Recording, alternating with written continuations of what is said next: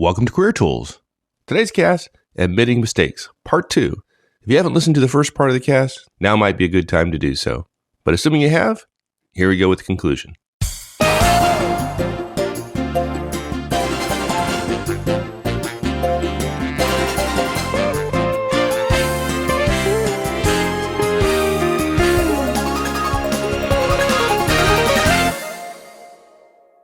So you got to speak up quickly. Make a mistake, you got to admit it. Right. But it's not enough, I think, simply to go up to your boss and say, hey, I made a mistake. Because if I'm your boss, I've got a few questions I want to ask. And I'm going to expect you to have thought about it a little bit. Yeah. So let's talk about those things. It's not just enough to admit it. You need more. Yeah, you admit it, and then you follow these 5 recommendations that will essentially address the content of the conversation you're going to have with your boss. Yeah. Now, we said act quickly, but we're not suggesting rashly immediately running into the boss and helter-skelter saying X, Y, or Z. We're saying take a few moments, organize your thoughts, get the relevant information, put together this briefing, if you will. It's a very short, it's a 2-minute briefing. Hey, here's what happened, da-da-da-da-da. You just follow the template we're giving you. And good gosh, no more than an hour once you've discovered your error or your mistake, even if that means you need to go to your boss with incomplete information. So what we do is we start by describing what happened. You describe your mistake in active language, right? And here's a good recommendation, okay? Be calm and think about delivering a report versus telling a story. And by the way, when I'm coaching folks and they say, how do you stay calm when delivering really big or gnarly information where there's risk involved? And I have to tell you what every executive I know who's really good at this stuff does. So that's easy. I just do it like Arnold Palmer putts. He says he's never ever made a putt on his first try because he's already putted it 50 times before he puts his putter to the ball, right? You practice saying what you're going to say 30 to 40, 50 times in your head before you actually deliver it. That's the way you do it. That's the way you get calm. Your brain hears it over and over again. And you literally, as a friend of mine once said, Mark, you should have a rut in your brain over what you're going to say. And that rut is going to feel comfortable. In fact, it's harder to get out of the rut than it is to stay in it. That's the whole definition of a rut. And that's because you said it over and over and over and over again. And so the question we have to ask ourselves, what is critical that the boss needs to know, right? Don't leave stuff out. You can't tell every possible detail, but generally speaking, you want the boss to understand about the risk. You don't blame anybody else. You stay factual. You say, I'm responsible and here's what I did. This is what I did. And in the case of Jim, says, boss, I'm sorry, I made a mistake. I put the training line item in as $800. It should have been $800 million.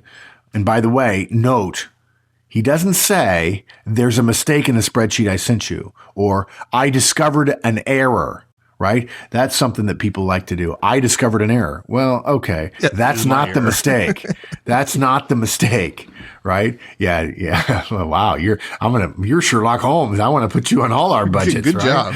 Yeah. Make a mistake and then get credit for fixing it. If it was Rosie, she would go to her boss and say, look, I made a mistake. I was speaking to this company and I told one of the secretaries she couldn't change her order a third time. And I think that was a mistake, boss, because I've discovered she's the CEO's secretary. Okay. And note, she didn't say the CEO's secretary was mistakenly told or the CEO's secretary is upset because she was told something, right? You don't do that. You say, I told X. I made the mistake. Okay. It's active language, not about what you've done about it or what you're doing now. It's about the mistake you made that started the process along. And then something else. You mentioned this before about, how much it would take to apologize. It is totally okay to apologize, right? There's too much blame in today's workplaces, and there's not enough taking responsibility and apologizing for mistakes folks make. The mistake that people do is they think, oh, apologies, that's good. That's part of the interpersonal stuff. So I'll apologize profusely and overly so. And if anybody remembers our cast, a manager's cast from 4+ years ago, we talked about, you say you're sorry, but you don't repeat it and you don't make it so grandiose as to suggest that when you bumped into somebody's car and there's no appreciable mark, say, I'm so sorry. I please let me know how much money I've got. $1,000 cash. Just let me know. I can't tell you. I won't be able to sleep tonight. People are like, oh, come on. done. What you're trying to do is get me to say to you, oh, it's not that big a deal, so you can be let off the hook. The purpose of an apology is not to be let off the hook. It's to express sincere regret. And you only have to do that once. If you do it right, you can express sincere regret. And then they know you've expressed it and you're done, right? You don't want to dwell on your feelings. Don't think you're getting any credit for beating yourself up. If you do that, it's immediately seen as a request for that absolution, and it ends up making your reporting your mistake about you looking good rather than about discussing the risk you created for the organization. Yeah. It's an attempt at emotional manipulation, and people don't like that, really. Yeah, they don't. Yeah, and look, you high S's, over apologizing can completely eliminate any value of your admission of guilt. It leaves the sense that you're being narcissistic and making it about you and your pain rather than about, again, the organization's risk. Good. So you not only got to prepare to talk about what happened, but you need to be able to talk about the consequences as well. I mean, even if you think your boss will know what the consequences are, you still have an obligation to let them know what you think the consequences are. Yeah, and I think this is probably even more true for managers than it is for individual contributors. Maybe only 10 or 20% more true, but I'll tell you what, I've seen far too many managers rely on executives to see the implications of the briefings that they're giving. And managers are missing the point. Executives are often area A solving a big problem. If you bring up area C, which is one of their core areas, but they haven't been dealing with it in the last 2 weeks, you better tell them chapter and verse and say, when 1 happened, 2 happened, when 2 happened, 3 happened. And rather than just saying, so I think you can see where we're going from there, say, and this means at some point we will have risk X about project Y. You have to spell it out. Yeah, that's just part of professional behavior, right? If you want to be professional, whether you're a manager or executive or not, you have to understand that the consequences of your actions, right? That's part of being professional. Yeah, and look, if people leave it out because, 1, they think that the boss ought to know. I've already addressed that one. 2, because they don't know what all the consequences are. Well, unfortunately, if you're being given tasks that you're creating risks and you can't see all the implications of your risk or all the implications of your mistake, then you're overtasked. Okay. Right. So that's another reason they leave it out. And another reason they leave it out is because, they're thinking, well, I don't want to tell the boss because that makes him or her realize how big it is. No, look, in for a penny, in for a pound. Once you've admitted your mistake, you're in front of the boss, you might as well tell them, here are all the possible implications. Now, we're not suggesting that you take a 5% chance of this and multiply it by a 5% chance of that, and then multiply it by a 5% chance of that, and say, oh, by the way, we're the cause of global warming. We're not saying that, right? But if there's a natural progression, a reasonable person, a reasonable man, a reasonable manager, executive would follow, then you have to talk about all the implications. Right. And if you're a professional, again, you should understand the consequences of your actions. Your boss knows that. And here's an opportunity to demonstrate that. Not by over dramatizing the whole thing, right? That's right. Like you said, we're not causing global warming here. But the fact is, we have enough intelligence. We know our job well enough to understand and communicate the consequences of our mistake. So, and I've seen this time and time again. You make a mistake, you admit it, you talk about the consequences, and we'll talk about some of the other things you need to talk about. And in the end, your boss walks away not happy about the mistake, but going, man, that was pretty good. I'm happy this guy, and he made a mistake. Yeah, that's of course we're not going to talk about that much because the first few times people do this is going to be they're going to feel uncomfortable and so on. But there's going to come a time when listeners do this and a boss is going to say, wow, you want to make some more mistakes and own up to them like that and tell them what the implications are and then tell me you're going to fix it. Please make more mistakes. Thank you. Yeah. I'm going to go home and remember not the mistake, but the conclusion we drew from it. Yeah. Look, so we stay simple and factual when we're talking about the consequences. We're not trying to drive emotional or melodrama. We're not trying to create meringue of fear and loathing about this. Okay. The thought is not about motivating your boss to take action. Rather, hey, boss, here are the reasonable results of the mistake that I made. And look, I had a boss once tell a coworker that every mistake is a failure. Well, I suppose in a clearly analytical sense or academic sense, that's true. And I also think that's terribly debilitating as a concept. The world does not end from the mistakes of the human race. look, my family are huge Coke fans, Coca-Cola. And the drink. Yeah. Oh, yeah, funny. Good. Think about new recipe Coke, right? Somebody made that decision. I don't know. I know Sergio Zyman was the guy who marketed it. Think about the idea to come up with new Coke. And look, the world didn't end. And the CEO of Coke at that time was Roberto Goizueta, who, by the way, was widely regarded as one of the greatest executive managers in the second half of the 20th century in the United States. So you make mistakes, things happen. Yeah, he survived. Yeah, exactly. Very well, in fact. So furthering our examples, in the case of Jim, he might have said something like, look, obviously this is going to affect the rolled up figures, and I need to get you a new version for your boss's deadline, which was midday today, and we're behind. Or Rosie says, I'm afraid she's going to tell her boss, and this is going to affect our relationship with the customer.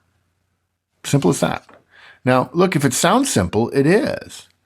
But our mistake is we see these problems as a huge big deal because of our career risk. We don't see it about organizational risk. We see about fear of being in trouble. And we hide them, and they become a huge, bigger deal. And then we can't see another way of handling them. And the sooner you do it, the smaller it is. As my former business partner once said, if you see a mistake as a little piece of excrement that you're going to have to swallow at some point, and every day goes by, it gets a little bigger, you might as well swallow it when it's small. Okay. I just get a little taste in my mouth every time you use that example. Yeah, that's the point. Yeah. My point exactly. Good. So there's another mistake folks make, which is they often, in their fear and embarrassment, there's a little myopia that kind of sets in. And you got to get out of that, because the other thing you got to ask yourself is, who else needs to know? Might not be just your boss. There might be others that need to be involved because you have affected others. Yeah, and this is exactly opposite of risk mitigation. If you see your failure as career risk, as individual risk, rather than as organizational risk, and that's how people respond to their mistakes. If you see it as career risk, then mitigation means keeping it to yourself, right? If you see it as organizational risk, mitigation means, and the implications of people working with bad data, or essentially not knowing there's a mistake in the works or in the process, or bad quality or something come off the line. Organizational risk mitigation, when it comes to a mistake that you've identified, is to communicate with everybody as soon as possible. So you've got to switch from the personal career risk to the organizational risk. You've got to go from thinking about yourself and thinking about your team, thinking about yourself, as opposed to thinking about the organization. You do that and immediately you go, wow, would I want to know? Would I want to know if that's that guy? I mean, if I could reasonably see 7 people that this could affect, would I want to know if I was one of those 7? The answer is yes. If we choose not to tell them, we're putting our own personal preference to avoid getting in trouble over benefit to other coworkers, which sooner or later, it's like my dad said, you can take more than you can give, but only for a little while until they run you out of town. So you have to take responsibility for your action. We need to know the consequences. We need to be able to show we need to be able to tell our boss, here are the people who I think are going to be effective. So be affected by this. So Jim might say, hey, look, Bob is doing the consolidated roll-ups for EMEA. We'll need to send a revised version to him as soon as we get it, and I will do so. For Rosie, it would be something along the lines of, if you agree we need to take action, we'll need to let Robin know because she's the account manager. A lot of people are probably cringing about the idea of letting more people know about this, right?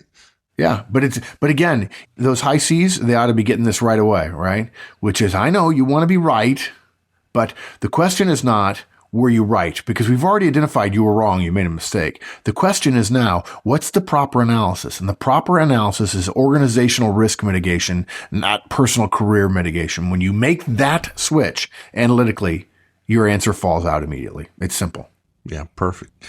So it's probably just enough, frankly, just to admit the mistake, know about the consequences, tell your boss who else is affected, and then just rely on your boss to come up with all the answers on how to fix it, right? Clearly, if I'm the one that made the mistake, right, I'm not qualified to fix it. Exactly. Right? I mean, why would you want the guy who made the mistake trying to fix it? Yeah. No, unfortunately, one of the definitions of professional is a professional does not bring problems to their boss which they haven't already solved or at least have a plan to address in some way. It doesn't even matter if your solution is completely wrong, particularly in light of the fact that your boss probably knows more than you do. The fact that you've thought about a solution demonstrates professional behavior. And I cannot tell you the number of times that I've had either a deep sigh or a very low sort of growl in the back of my throat when somebody comes in and says, we got a problem. Even if after that they say, hey, I've got an idea about how to fix it. No, don't do that. Don't come in, because when you say that to your boss, okay, I made a mistake and I've got to tell you about it. And then you beat yourself up about it. Like, the boss is already saying, okay, how do I solve this problem? Right? I might beat you up later, but how do I solve this problem? The person who comes into their boss and says, we got a problem.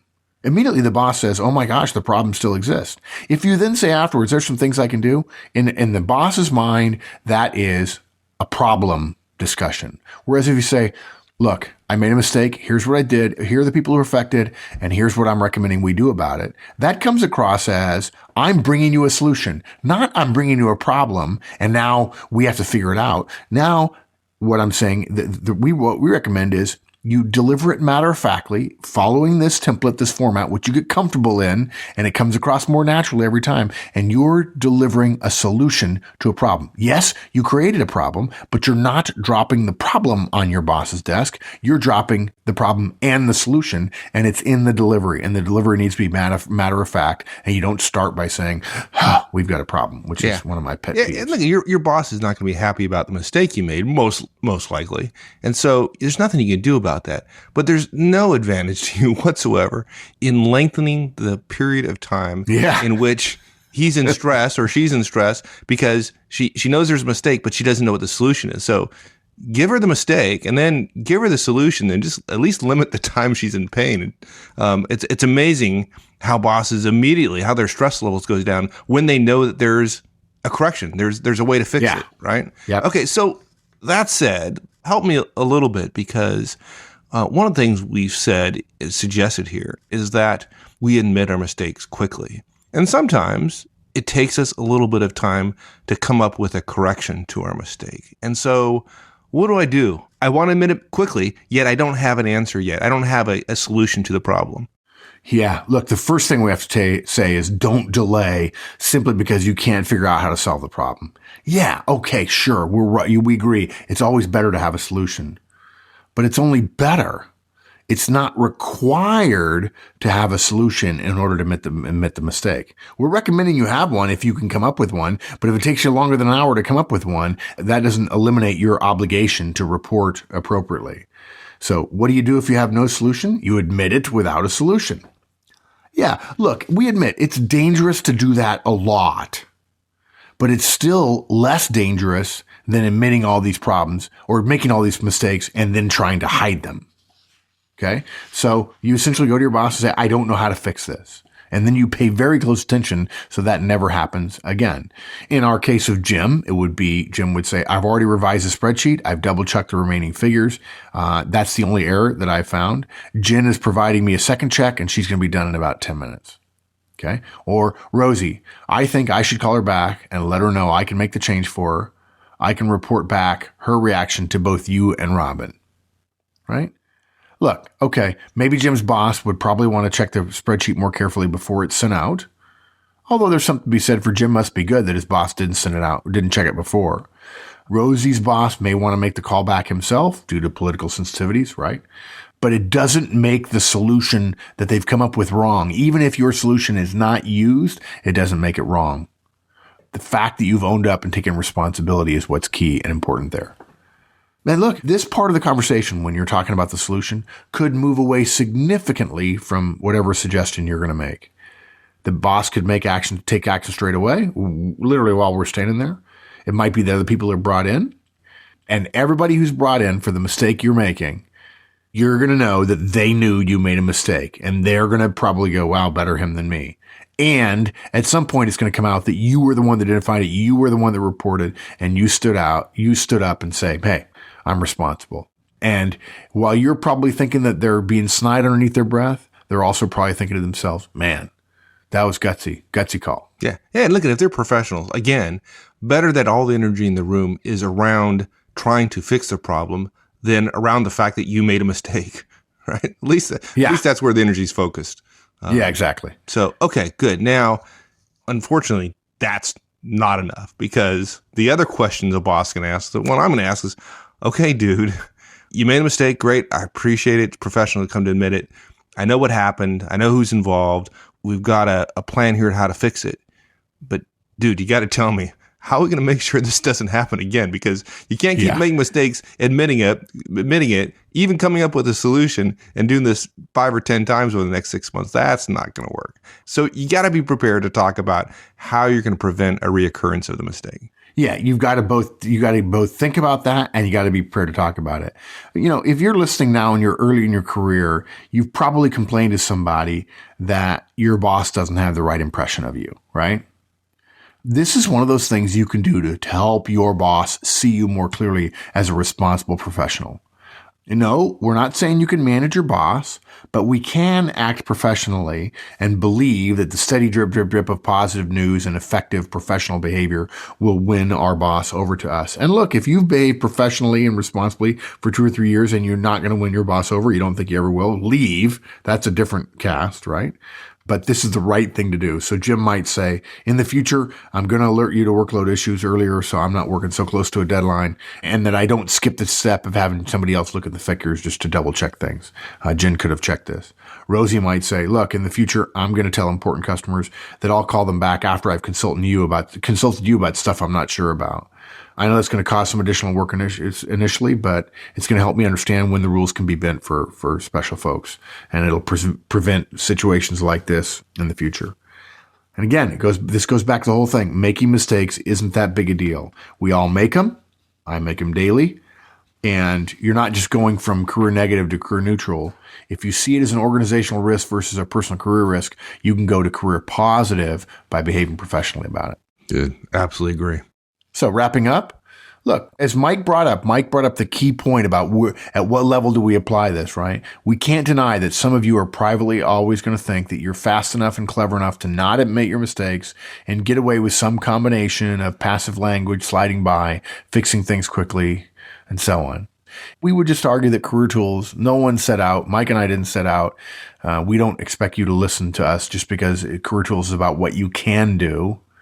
Yeah, you can get by doing that. We're talking today, as always, about what it means to be a professional. And this is the professional way to address your mistakes.